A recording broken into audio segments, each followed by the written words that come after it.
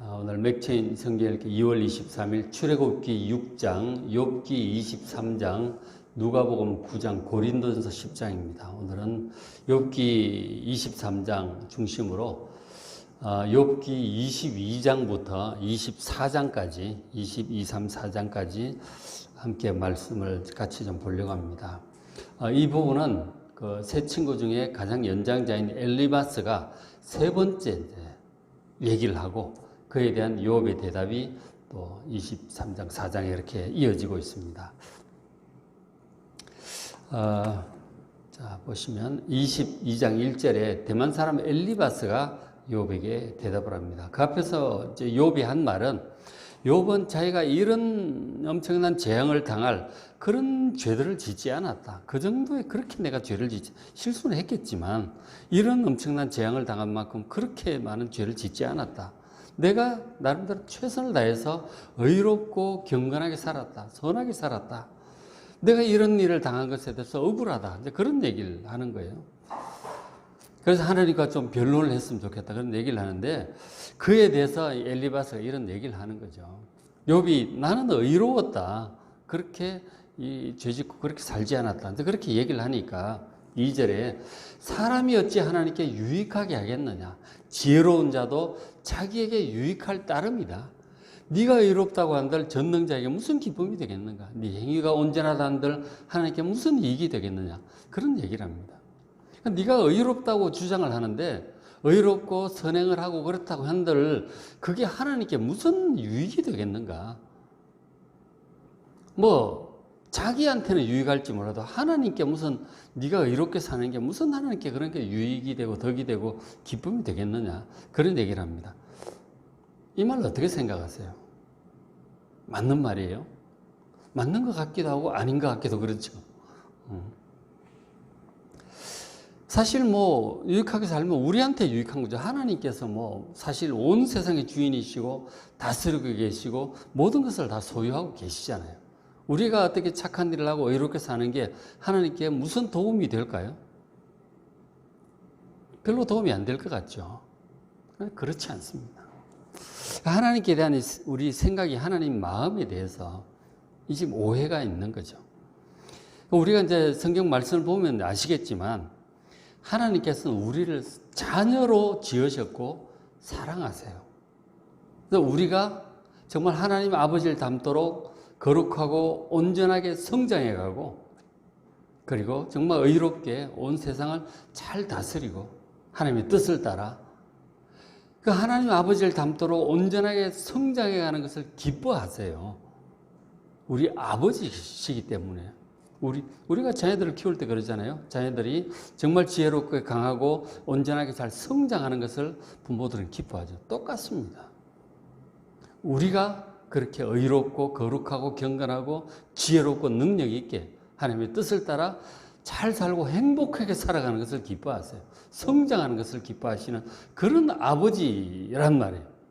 그런 것에 대한 그게 빠져 있는 거죠. 저런 얘기, 그 엘리바스의 얘기가 보면 하나님은 무심한 분 같잖아요. 그런 분 아니에요. 정말 우리를 사랑하시고 기뻐하시는 분이다. 우리의 의로움과 경건함과 거룩함과 성장을 기뻐하는 분이세요. 분명히 엘리바스의 이런 말은 오해가 있죠. 맞는 말 같지만 분명히 오해가 있다 하는 거죠. 하나님께 대한 이런저런 오해들이 그렇게 많은 거죠. 그건 나중에 하나님께서 이 끝에 가서 이 친구들을 책망하세요. 너희들이 내게 대해서 한 말이 욥의 말처럼 옳지 않다. 의롭지 못하다. 욥에게 사과하고 회개하라고 하나님께 책망을 하세요. 물론 이 엘리바스나 친구들도 굉장히 현자고 믿음이 좋은 사람들이에요. 지혜로운 사람들이에요. 근데 그래서 그 좋은 말들이 많아요.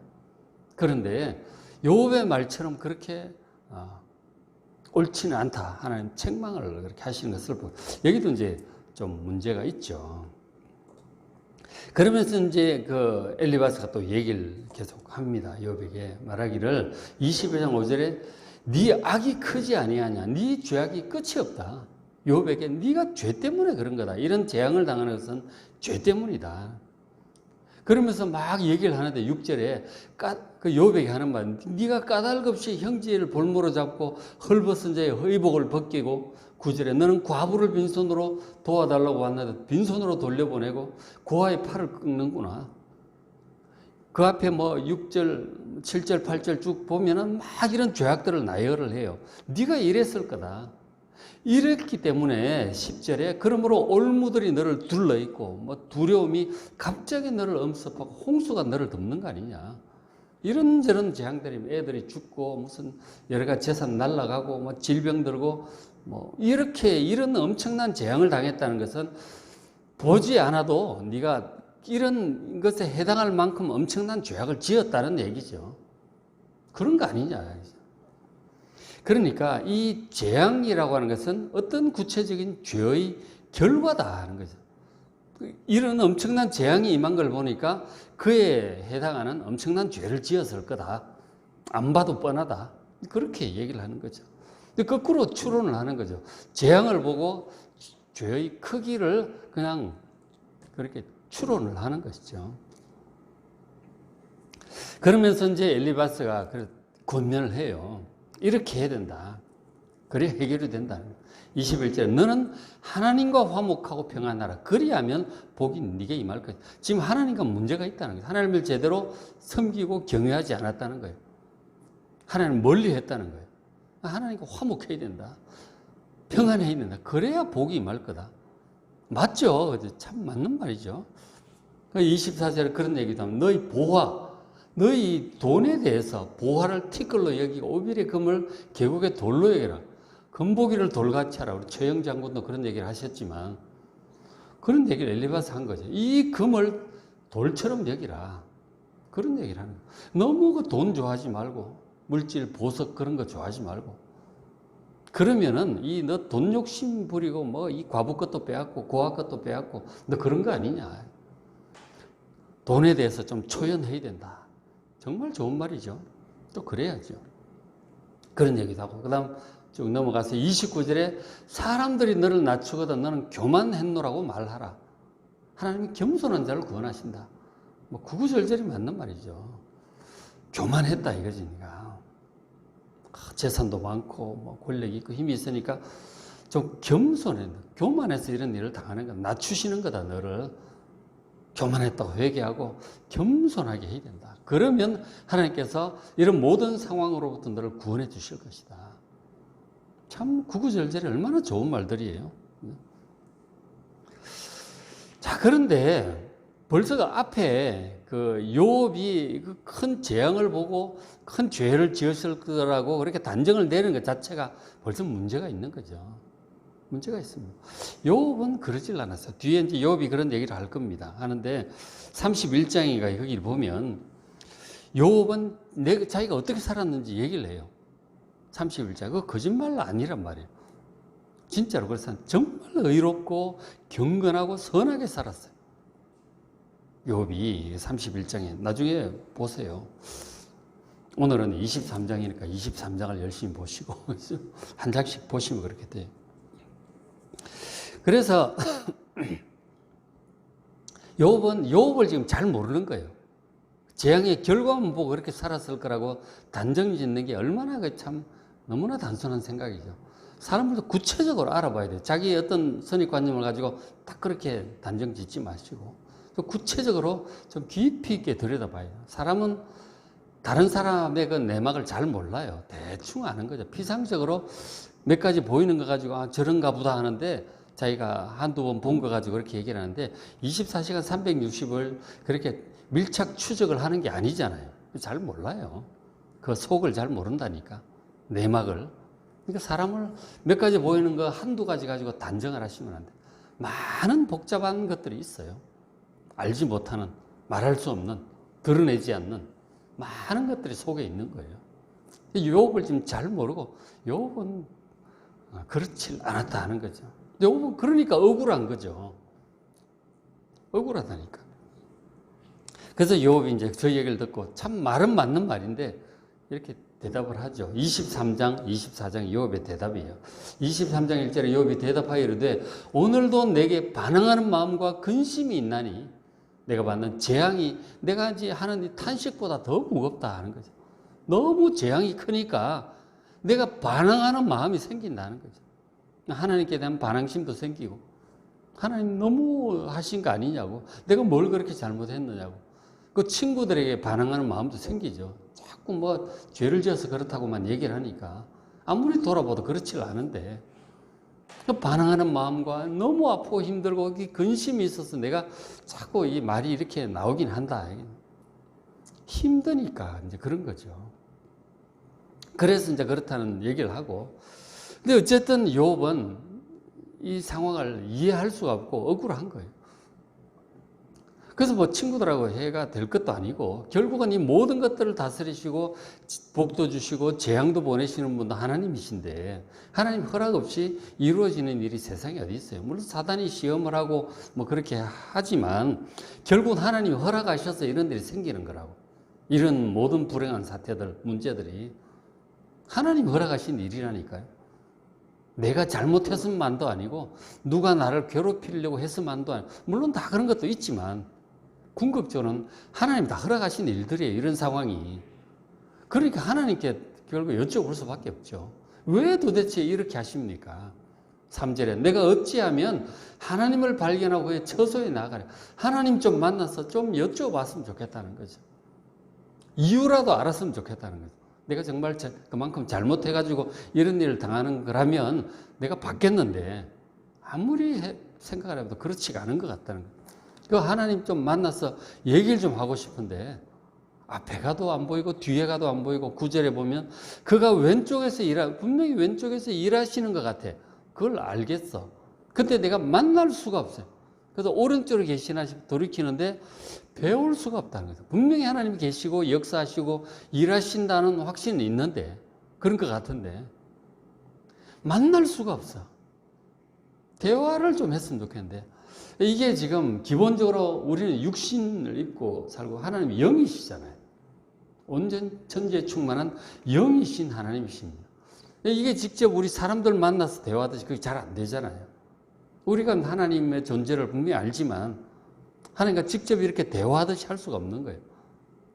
하나님은 영이시고 우리는 육신이고, 하나님은 거룩하시고 우리는 죄 가운데 있고, 마치 그 지성소 우리 들어가려고 그러면 뭐 그 절차가 많잖아요. 뭐 입구에 들어가서 번제단을 해서 뭐 물두멍 뭐 성소를 거쳐서 지성소까지, 하나님 저 구중궁궐 깊은 곳에 계신단 말이에요. 우리 죄 때문에요. 육신 가운데 있기 때문에 그런 거 아니에요. 그죠? 하나님을 직접 만나서 대화하기가 이게 잘 쉽지 않잖아요. 결국 우리 기도하면 감동 좀 주시고 뭐 이런 정도밖에 안 되죠. 이게 다 세상의 죄 때문에 이렇게 된 거랍니다. 하나님과 거리가 너무 멀어져 버린 거예요. 요한계시록 22장 보면 우리가 나중에 새하늘과 새 땅에서 하나님의 얼굴을 친히 뵙게 될 것이라고 얘기를 하셔요. 아담과 하와도 타락하기 전에는 하나님 직접 뵌 거예요. 이제 너무 멀어져 버린 것이죠. 그건 이제 가깝게 하려고 예수님이 오신 거 아니에요. 그죠? 다 죄 때문에 생긴 일이니까. 하나님을 뵙고 싶은데 뵐 수가 없는 이 거리에 안타까움이 있는 거예요, 지금. 그런 이제, 어째 답은 하나님께 있는데, 만나야 뭐 좀 어떻게 해볼 텐데. 안타깝습니다. 하나님을 만나 뵐 수 없는. 지금 이제 예수 믿고 우리가 죄 용서 받으면 하나님께 가까이 나아갈 수 있죠. 지성소에 나아갈 수 있습니다. 그래도 지금은 우리가 육신 가운데 있기 때문에 하나님께 간절히 기도하고 이제 그렇게 하면 마음으로 응답도 하시고 감동도 주시고 위로도 주시고 뭐 그렇게 하시죠. 꿈에도 이렇게 때때로 나타나기도 하시고 말씀도 하시고 이제 그렇게 그런 정도밖에 안 되는 거죠. 현재로서는. 나중에 이제 구원이 완성되고 새하늘과 새 땅이 이루어지고 그러면 이제 직접 이제 뵐 수 있겠지만 현재는 그렇다. 하나님과 거리가 이렇게 있는 것에 대해서 뭐 어쩔 수 없죠. 안타깝지만, 그죠? 그러나 분명히, 말씀을 하셨죠. 예수님께서도 그런 말씀 하셨고, 신약 성경에 보면 성령을 우리 가운데 보내시고, 성령 안에서 아버지도 우리 안에 와 계시고, 예수님도 우리 안에 와 계신다고 말씀을 하셨어요. 요한복음 이렇게 14장, 13장 이런 데 잘 읽어보시면, 요한복음 14, 15, 16장 이런 데 읽어보시면, 우리 안에 와 계세요, 지금은. 근데 그래도 우리가 사람들 대화하듯이 그렇게도 잘 안 되죠. 깊이 있게 좀 기도하고 집중해야 좀 하나님의 음성을 가끔 들을 때가 있고 그렇잖아요. 그죠? 감동을 받을 때가 있는 거죠. 어쨌든 거리가 있는 거예요. 그런 안타까움. 어쨌든 이제 욥이 그런 막 극심한 고통 중에서 막 이렇게 탄식을 하다가 갑자기 성령께서 그 마음에 또 이런 감동을 주시는 거죠. 우리 그런 장면을 자꾸 보죠. 욥기 속에 23장 10절이잖아요. 지금 그 앞에 보세요. 9절에서 배울 수 없구나. 그런데 10절에 이런 감동이 바로 이어지는 거 아니에요. 10절에 그러나 내가 가는 길을 그가 아시나니. 내가 지금 이렇게 고통스러운 길을 가고 있는데 결국은 어떻게 될까? 앞으로 이러다 결국은 죽을 것인가? 그런 생각도 많이 든 거죠. 이러다 죽겠지. 그런 얘기도 앞에 많이 나와요. 그런데 한순간 불현듯 성령께서 이런 감동을 주시는 거예요. 10절에 그러나 내가 가는 길을 그가 하나님이 아신다. 결국은 어떻게 될지 하나님은 아신다. 그러면서 그가 나를 이렇게 단련하신 후에는 내가 순금과 같이 되어서 나올 것이다. 옛날엔 정금이라고 그랬는데 요즘 말로 순금으로 이렇게 번역을 바꿨죠.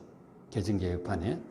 순금이 될 것, 순금처럼 정결하고 고결하게 그렇게 이 환란의 불을 통과하고 나면 순금처럼 단련되어 나올 것이다. 그런 확신이 갑자기 드는 거죠.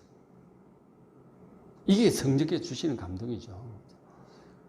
그러니까 막 죽을 것 같고 이렇게 부정적인 생각, 비관적인 생각이 들다가 하나님을 간절히 이렇게 찾으니까 이런 감동을 딱 주시는 거예요. 이런 식으로 이제 하나님께서 감동을 주시는 거죠. 순금처럼 될 것이다. 그러면서 이제 돌아보니까 역시 자기 자신이 어떻게 살았는지 또 얘기를 해요. 11절에 내 발이 그동안 내 걸음이 그의 걸음 하나님의 그 걸음을 바로 따랐고 내가 그의 길을 지켜 치우치지 아니하였다. 좌로나 우로나 치우치지 않고 정말 하나님 섬기며 바르게 잘 살아온 거예요.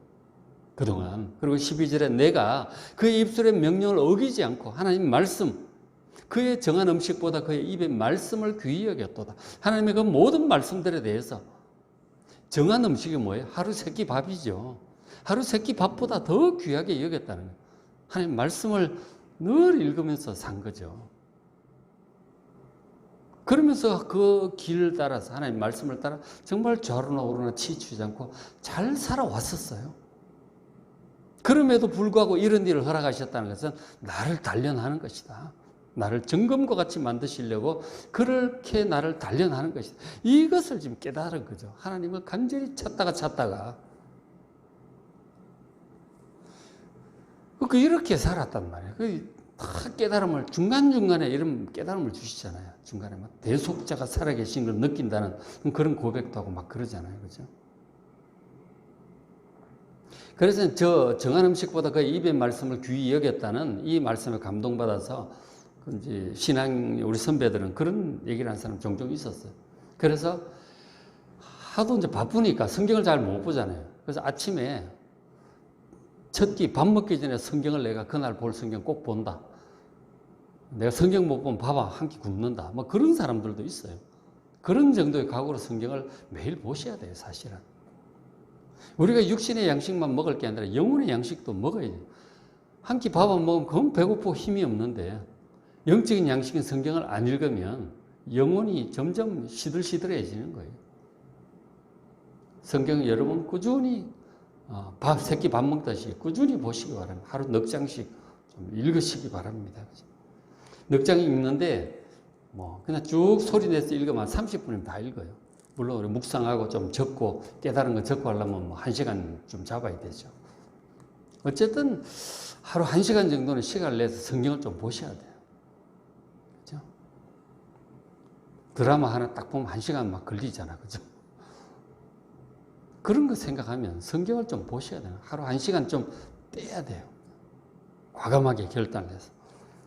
정한 음식보다 그 입의 말씀을 귀히 여기는 여러분 되시기를 주의 이름으로 축원합니다.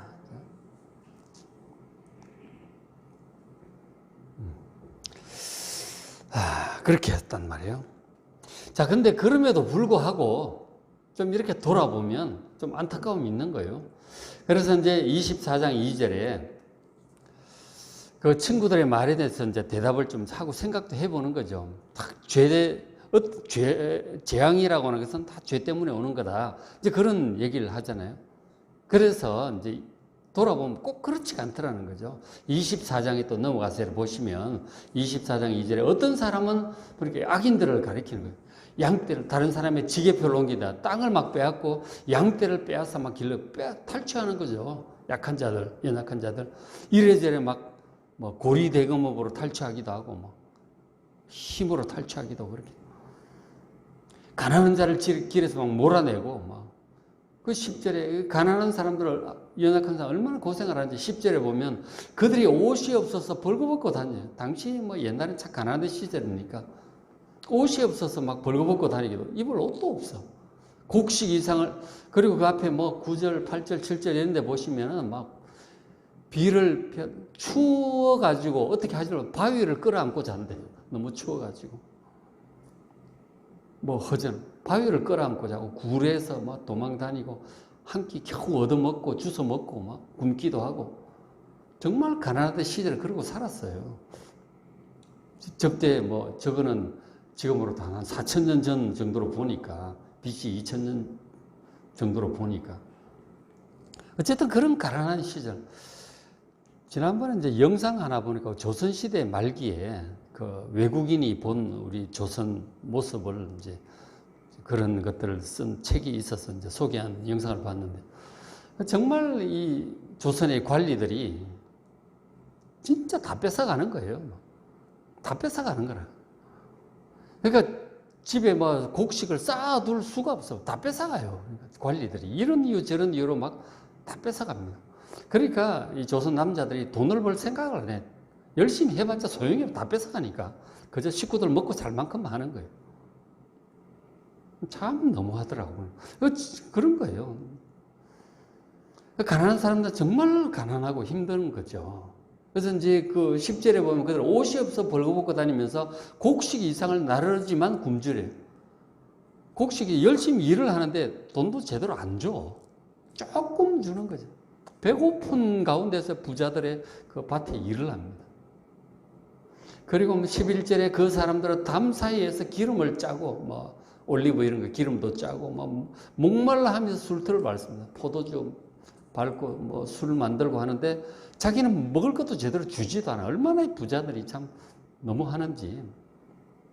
일은 시키면서 쥐꼬리만큼 주고 뭐 배고파서 곡식을 나른다는 게 너무하지 않아요, 그죠? 그런 뭐 옛날 그랬단 말이에요. 근데 12절에 하나님이 그들의 참상을 보지 않으시는 것 같아요. 그런 일들이 뭐 널려 있어요. 그래서 욥은 그렇게 하지 않은 거죠. 정말 가난한 사람들 오면 다 도와주고 자기 하인들 충분히 이렇게 하고 다 그렇게 한 거예요. 옛날 우리 경주 최부자 그런 얘기 있잖아요. 뭐 심리 사방 안에 굶는 사람이 없게 해야 된다. 그게 자기 책임이래요. 그런 정도의 뭐 노블리스 오블리주 이런 것이 있어야 되잖아요. 그죠? 그러니까 욥은 그런 사람이었다니까요. 근데 보면은 욥은 그렇게 하느라고 하지만 다녀보면 뭐 그런 사람들이 널려 있는 거죠. 이 가난한 사람들, 자기 혼자 세상에 가난한 사람 다 먹여 살릴 수도 없고 제 손이 미치는 범위 내에서 하는 거지만 그런 사람들은 너무 많은데 도대체 하나님, 근데 그 악인들을 보니까 잘 사는 거예요. 뭐 배 두들기고 뭐 술판 벌리고 잔치하고 가수들 노래 부르게 하고 뭐 그러고 잘 사는 거예요. 그리고 막 집안은 번창하고 건강하고 그러다가 노후에 고생도 별로 안 하고 죽는 것 같고 그런 거를 보니까 이 도대체 하나님 도대체 뭘 하시는지 모르겠다 안타까운 생각이 들어요. 욥도 자기도 지금 이유를 모를 고난도 당하고 있지만 많은 사람들이 그렇게 고난을 당하면서 살고 있는 거예요. 좀 하나님께서 공의롭게 딱딱 그렇게 잘 안 하시는 것 같아요. 제대로 안 보시는 것 같아요. 그런 이제 안타까움이 있는 거죠. 근데 그럼에도 불구하고 욥은 또 이런 얘기를 합니다. 24장 22절. 그러나 하나님이 그의 능력으로 강포한 자들 끌어내실 것이다. 23절. 하나님은 그에게 평안을 주시고 또 지탱해 주시고 그 평안도 주시고 일 막 잘 돼. 그러나 그들의 길은 살피신다는 거죠. 하나님께서. 잘하는지 잘못하는지. 그러다가 24절 그들은 악인들은 잠깐 동안 높아졌다가 천대를 받을 것이다. 멸망할 것이다. 결국은 하나님께 심판하실 것이다 라는 믿음은 또 가지고 있어요. 그런 믿음을 버린 건 아니에요. 있지만 그러나 자기들 생각만큼 우리 사람들 생각만큼 그렇게 딱딱 제대로 하는 것 같지는 않은 거예요. 악한 자들 바로 처단했으면 좋겠는데 그렇게는 안 하시는 것 같아요. 결국 그렇게 하실 거라는 믿음은 있는데 의로운 분이시니까. 근데 바로 그렇게 하진 않는 것 같아요. 나도 의롭게 사느라고 살았는데 왜 이런 재앙이 또 이렇게 오는지 이해도 안 되고. 그래서 하나님 만났으면 얘기 좀 하고 싶다는 거예요. 변론 좀 하고 싶다는 거예요. 근데 하나님이 영이시고 육신이라 그렇게 시원시원하게 또 대화도 잘 안 되고 그런 안타까움을 호소하고 있는 것이죠. 욥의 마음이 이해가 가십니까? 세상이 이렇게 참 그렇게 단순치를 않아 하거든. 근데 친구들은 너무 단순한 거죠, 지금. 친구들은. 나쁜 짓 하니까 재앙이 오는 거고, 회개해야 되고, 그거밖에 얘기 없어요. 그렇게 단순치를 않아, 그죠, 세상이. 그래서 결국 뭐 인내해야 되는 거예요. 하나님 믿고. 욥처럼 하나님과 씨름을 해야 돼요. 씨름을 해야 된다니까. 야곱처럼, 욥처럼. 하나님 믿고. 그 하다 보면 또 감동도 주시고, 깨달음도 주시고, 뭐, 또 그렇게 하시는 거죠. 어쨌든 욥처럼 하나님 믿고 잘 인내하셔서 결국은 다 극복하고 하나님께로부터 의롭다 인정받고 갑절의 복락을 누리는 여러분 되시기를 주의 이름으로 축복합니다.